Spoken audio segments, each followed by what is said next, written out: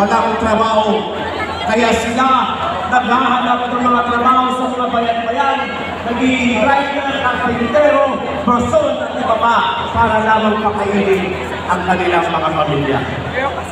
Sa ganitong abang kalagayan, mga kasama, ano sa tingin ninyo ang gagawin ng mga manggagawa sa agrikultura? O organisahin natin sa mga kalayunan, sa mga plantasyon, sa mga baseta, ang libo-libo, milyon-milyon na mga manggagawa ng agrikultural.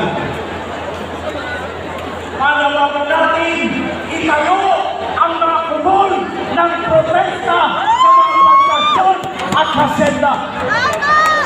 Ilusap ang maramihang mga pungkalan sa mga plantasyon at hasyenda. Manggagawa sa buong bansa, kasama ang manggagawa ng agrikultural, nakikiisa para iiit at ipaglaban ang 1,200 na nakabubuhay na sahod para sa kanila. Ngunit, mula sa layon hanggang sa lungsod, ipanawagan, ipaglaban, nakabubuhay na sahod 1,200 para sa mga manggagawa ng Pilipino. Mabuhay po kayo.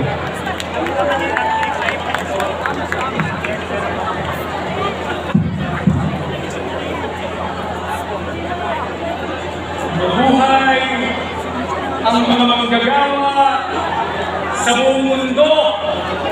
1,200 pesos living wage nationwide, ipaglaban. Pagpupugay sa uring manggagawa at sa araw na ito, patatagin, palakasin ang batayang alyansa ng uring manggagawa at uring magsasaka bilang buo ng pambansa demokratikong kilusan sa bansa. Tunay na reforma sa lupa, lupa para sa mga magsasaka, nagbubungkan. Palakasin ang lokal na produksyon ng pagkain, hindi importasyon. Ang lupa nasa kamay ng mga bilyar, Ayala, San Miguel Corporation, ang pagsasakak ng nagawang bukid, wala. Kanina, nilang ba yung tubig yan? 40 milyong Pilipinos ang walang sapat inumin tubig sa buong bansa. Pero dito, may tubig. Sa mga probinsya, ang tubig, pagkaari na rin ng prime water ng mga bilyar. Buti na lang, ang mga taga San Jose del Monte at iba't ibang lugar, ipinaglalaban, itigil ang privatization ng tubig. Mga kasama, kung nababasa nyo, kaya nyo bang basahin yung nakasulat sa plakan ng malakas? Nakalagay ng sahod nila yung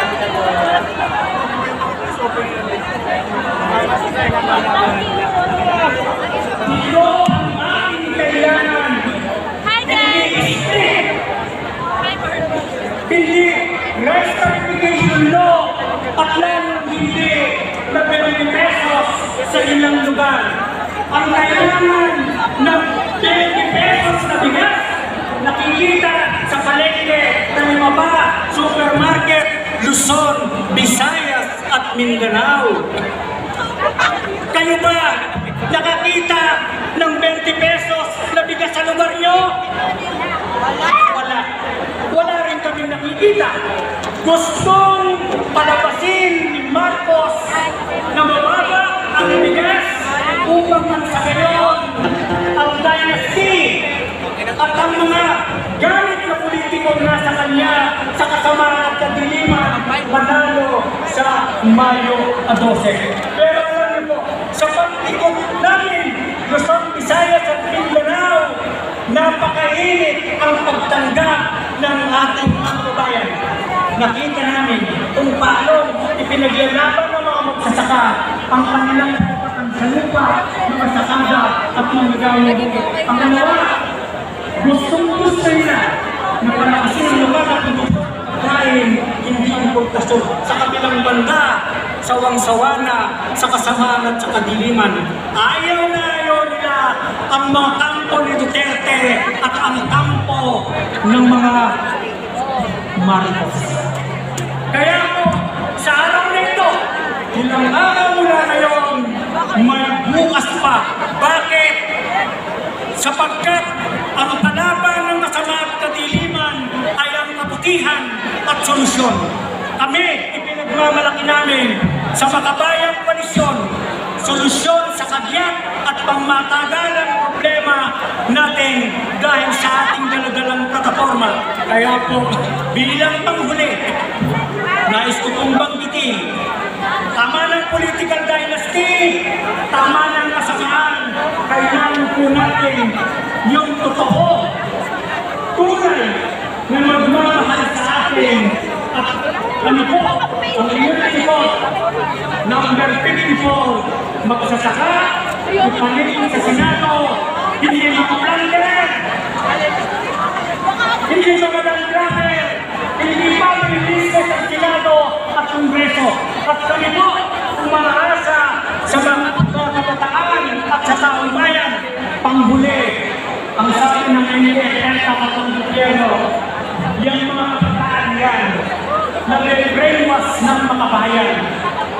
Sila ulo, ako pala nila sa mga kabataan, hindi nag-iisip, ang kabataan Pilipino ay matalino at nagsusuri.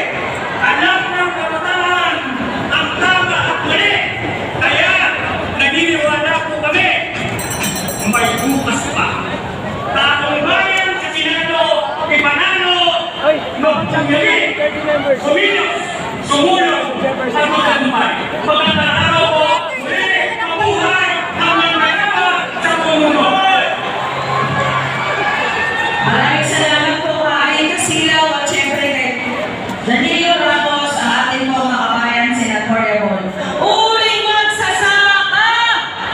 Ay, pwersa! Paano malaking pwersa?